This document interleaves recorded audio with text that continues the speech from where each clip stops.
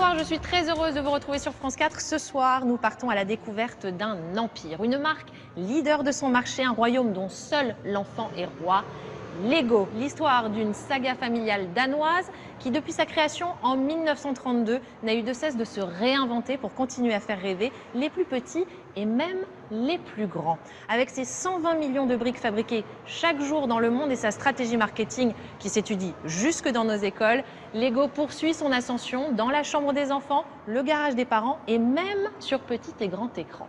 Alors, tout de suite, nous partons direction le monde secret de Lego avec ce documentaire signé Vincent Dupuis et Benoît Marsollier. Et puis tout de suite après, on se trouve ici dans cette galerie parisienne consacrée à l'univers du jouet avec un collectionneur passionné de la petite brique danoise. Depuis plus de 20 ans, on l'a compris, la marque danoise mise beaucoup sur ses fans. Ce sont eux qui lui assurent une visibilité exceptionnelle. Le meilleur exemple, le salon Fan de briques, organisé chaque année à Bordeaux.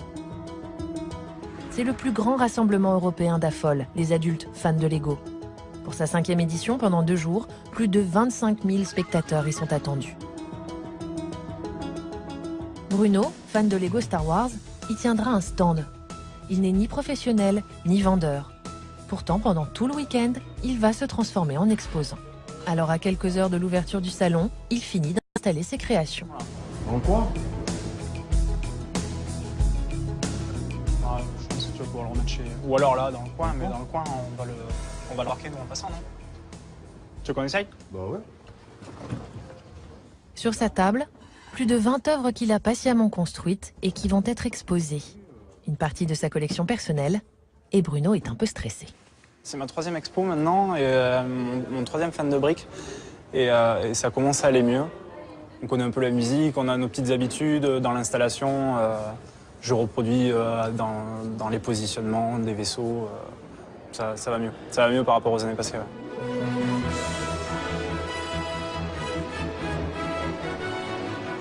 Donc on retrouve le Snow Speeder, 2000 et quelques pièces.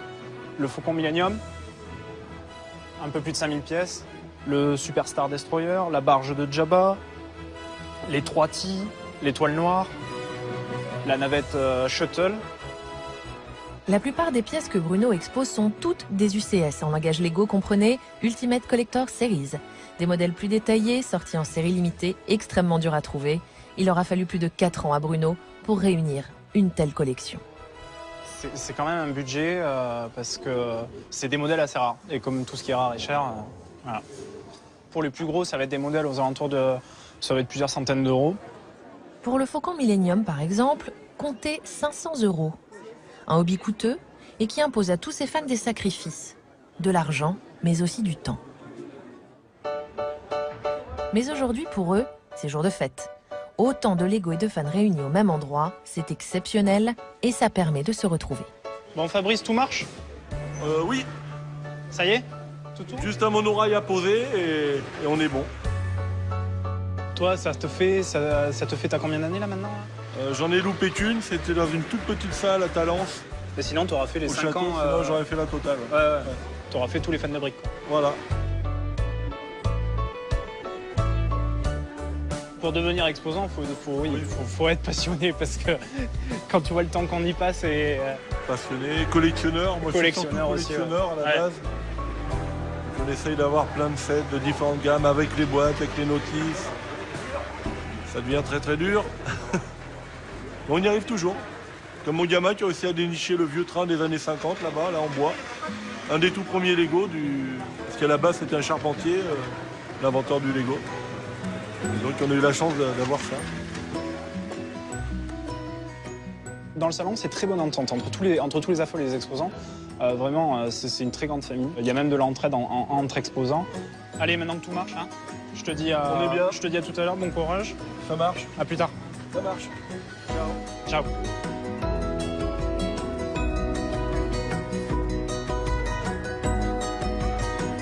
C'est ça aussi la magie de l'expo et des Lego, c'est que ça rassemble tout le monde et c'est vraiment une très grande famille. Chers amis, dans 10 minutes, nous ouvrons les portes. Il y a déjà du monde qui attend à l'entrée du hangar 14. Donc, vous souhaite une superbe fan de briques 2016 et à tout à l'heure. Là maintenant, on va attendre un petit peu, on va pas tarder à voir le public arriver.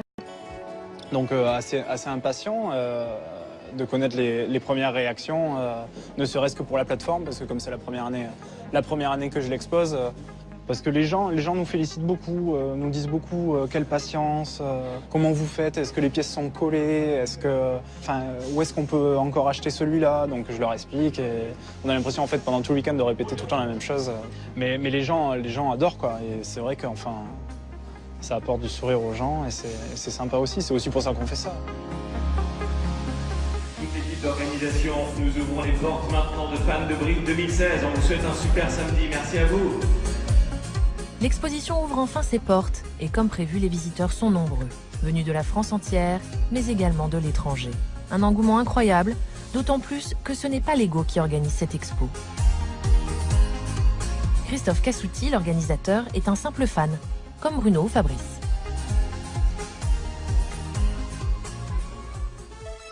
Mais personne n'est dupe. Les exposants savent bien que la marque va en retirer un immense bénéfice. Ça va? Ça va? Ça se passe bien? Ouais, très bien. Pas mal ton chantier là. Ouais, au niveau Ton sécurité, bâtiment, ouais. Ils ont tous leur casque ou pas? Je crois qu'ils ont tous le casque, mais ils n'ont pas tous les lignes de vie, tu vois. Ah oui, c'est rigolo. Là, il n'y a que des créations de fans. Ouais. Soit des créations communes à plusieurs, soit des collections personnelles, ça dépend, mais c'est que du Lego, je crois, peut-être fournit les statues là, de promotion, les statues, quoi, voilà, ouais. mais il n'y a aucune création faite par Lego. Après, ils passeront quand même dans le week-end. Il y aura quand même un ou deux représentants qui vont passer. On sait qu'il y a la manager qui va passer là, du Lego Shop de Bordeaux. Ça leur fait une bonne pub, donc... Donc ouais, ils entretiennent la clientèle, quoi. Ça doit donner pas mal envie, pas mal de ou se remettre dedans ou d'acheter pour les enfants parce que Ça fait de la bonne pub pour Lego. Une publicité gigantesque et totalement gratuite. Organisée par les fans, pour les fans. La communauté travaille directement pour la marque, qui n'a pas oublié d'installer dans un coin de l'expo une boutique éphémère. Business is business. C'est là que William, le blogueur influenceur, est en train de faire son petit shopping. Ça, c'est important, parce qu'en fait, les livres qui sont proposés généralement sont toujours en anglais. Il y a très peu de localisation. Et en France, on doit avoir 2 éditeurs qui font de la localisation en français pour notre marché de tous ces livres. Et c'est cool parce que ça les rend accessibles en fait à tous les gamins quoi, qui sont fans de Lego. Et de les voir ici en français, je trouve ça cool.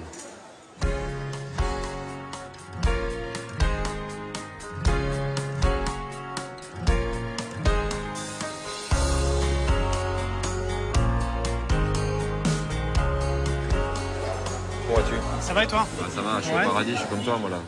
Les Lego Star Wars, c'est aussi mon truc, quoi. Je collectionne. Et t'as du collector aussi ou... Ouais. Il me manque le Dark Maul, là, le buste. Ouais. J'arrive pas à le trouver à un prix correct. Ouais. Les UCS, les collections limitées, ne sont plus vendues par Lego. Alors elles prennent de la valeur et se revendent entre fans à des prix exorbitants. Forcément, ouais, ils ont une durée de commercialisation qui est alors, 2 ans en moyenne. Mais effectivement, dès qu'ils sont plus commercialisés par le fabricant, le seul moyen de se les procurer, c'est le marché secondaire. Et il y a toujours un marchand ou quelqu'un d'autre qui aura stocké des boîtes neuves. Et qui va spéculer. Voilà, qui va spéculer, qui va essayer de gagner un peu plus de marge sur la revente de ces produits-là en fonction de la demande. Moi, j'ai eu la chance de pouvoir les rassembler donc sur 3 ou 4 ans. Et c'était encore l'époque où on les trouvait à des prix plus abordables, quoi. Mais je sais que là, maintenant, enfin, ça serait impossible de recréer une collecte comme ça. Non, ça va être très compliqué. Je crois que la légende Lego elle repose aussi à la fois sur la persistance de la marque à travers les générations. Ça, on est d'accord. Mais elle repose, le prestige de la marque repose aussi sur les prix du marché secondaire. Aujourd'hui, quand quelqu'un regarde un produit et puis dit aujourd'hui d'occasion, ou en tout cas pour trouver ce produit qui n'est plus commercialisé, il faudrait débourser quelques milliers d'euros. Forcément, ça participe au prestige de la marque et ça la valorise aux yeux des clients qui ensuite vont aller acheter une boîte à 20, 30, 40 ou 50 euros. Bon bah écoute, merci.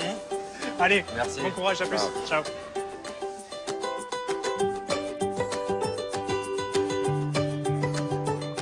Évidemment, William consacrera quelques jours plus tard plusieurs articles sur son blog au salon Fans de Briques.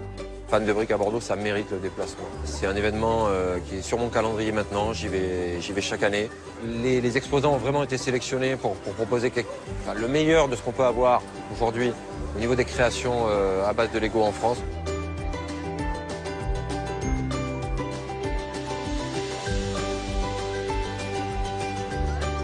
Une animation tout au long du week-end, beaucoup d'ateliers pour accueillir les enfants avec des intervenants pour s'en occuper. Donc, je pense qu'il faut que toutes les expos aillent dans ce sens pour qu'on arrive à élever un peu le niveau et proposer quelque chose un réseau d'expos durant toute l'année de qualité qui permettent un peu aussi à tous ceux qui ne vivent pas forcément dans le sud-ouest, par exemple avec Fan de briques, mais qui vivent dans d'autres régions, d'avoir accès à ce type de création.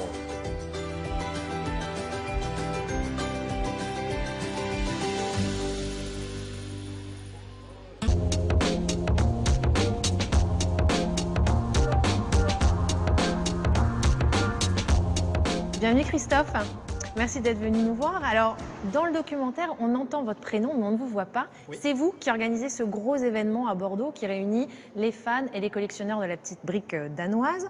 Mais ce n'est pas votre métier. Dans la vie, vous êtes pompier. Le public va comprendre un peu plus tard dans l'interview pourquoi c'est important de le préciser.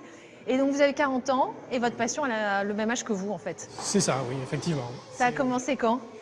Depuis le début, tout petit, mes parents m'ont gâté énormément, m'offraient beaucoup de jouets quand j'étais tout petit, donc j'ai de suite accroché.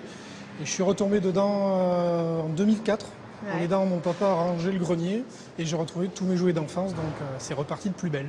Et alors tout à l'heure, je le disais, vous êtes pompier, et quand vous avez retrouvé vos Lego, c'est là que vous vous êtes aperçu que déjà enfant, vous aviez pas mal de Lego pompiers, en fait. Oui, alors pour la petite histoire, mon papa était pompier aussi, donc effectivement, même sans le vouloir, inconsciemment, il m'offrait beaucoup de modèles pompiers, et je me suis dit, tiens, vu que c'est mon métier, on va essayer de collectionner tout ce qu'a fait la marque dans le thème des pompiers, et donc j'ai accumulé quasiment tous les modèles depuis la création.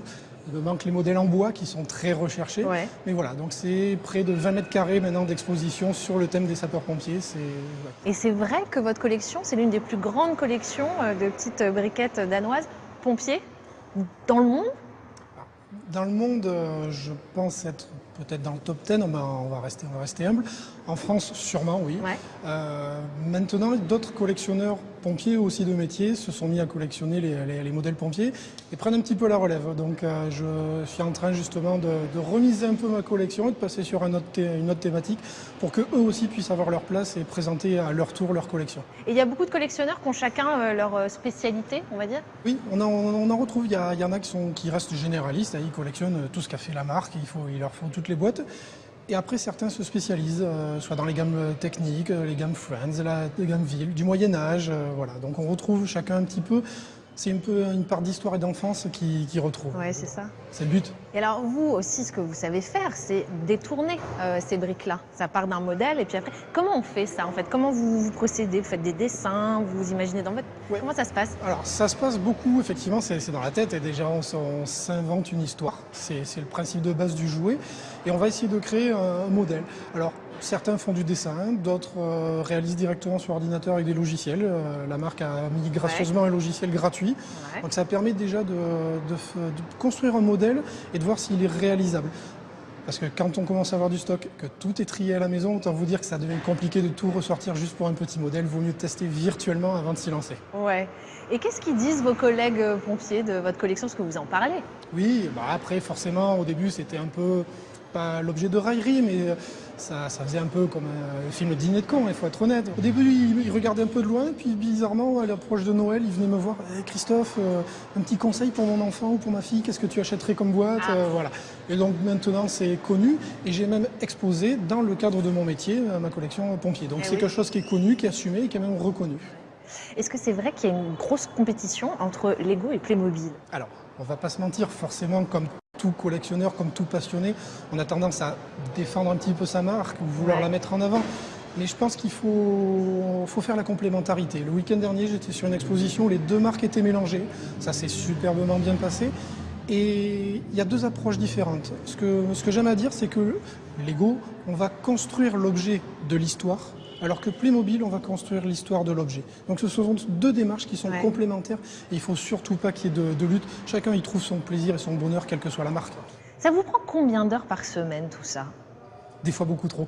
C'est-à-dire? C'est-à-dire, alors, c'est comme toute passion, ça déborde à un moment donné sur la vie de famille, donc il faut partager un petit peu tout ça. Après, forcément, quand on prépare une exposition, qu'on doit faire une création en particulier, ça demande énormément de temps. Donc effectivement, pas tout le temps libre, mais presque va y passer, et donc c'est vrai qu'au début, on passe beaucoup de temps et des fois beaucoup trop. Donc du coup, j'ai lu que vous étiez en train de préparer une nouvelle maison. Il va y avoir la pièce destinée à la petite brique danoise. Donc ça va, ça pose pas de problème conjugaux. Non, c'est ça. Non. De toute façon, c'était obligatoire sur les plans pour la faire. Oui. Ouais. C'est une passion qui coûte cher? C'est une passion qui peut coûter cher. C'est comme toute passion, au début, c'est compliqué. On va s'y jeter à corps perdu et on dépense. Je connais des gens qui se sont endettés, effectivement. Après, soit on réussit à passer le cap, soit on arrive à se limiter d'entrée, mais forcément ça a un coût, on le sait tous, il suffit d'aller dans n'importe quel magasin et on voit bien les prix. Mais après, voilà, quand vous avez des passionnés de collectionneurs de timbres, collectionneurs de voitures, toute passion a forcément un coût. Après, c'est à soi de faire s'imposer des limites aussi. Alors votre femme, elle est collectionneuse aussi. Elle était collectionneuse avant de vous connaître ou c'est vous? Non, c'est moi qui ai amené, effectivement. Et c'est vrai que vous lui avez fait votre demande en mariage avec des petites briques? C'est ça. J'ai poussé le vice à débarquer sur un repas de famille, à présenter à mon futur beau-papa donc le parvis d'une église avec la haie d'honneur, les pompiers, les mariés, et oui. Oui. Et ça a fonctionné. Il a dit oui? Il a dit oui. Il n'a pas compris de suite, lui. C'est belle maman qui a de suite compris et a versé sa petite larme. Et elle aussi, elle a dit oui. Alors il y a des fans qui sont rémunérés par la marque danoise. Vous ne l'êtes pas, vous avez refusé? Alors, j'ai pas eu cette proposition-là. Effectivement, il y a des fans qui sont, entre guillemets, rémunérés par la création de certains modèles via le site Lego Ideas. Donc ça sous-entend quand même de proposer un modèle. Moi, j'ai pas voulu rentrer dans cette démarche-là. Déjà parce que je trouve que d'autres ont plus de talent que moi pour proposer des modèles. Et ça, on est tous pareils. Oui, puis peut-être un peu de réalité aussi. Moi, je suis plutôt un collectionneur amasseur. Donc je collectionne des modèles que Lego a déjà produits. Je fais quelques créations personnelles aussi, ce qu'on appelle des MOC, mon œuvre créative.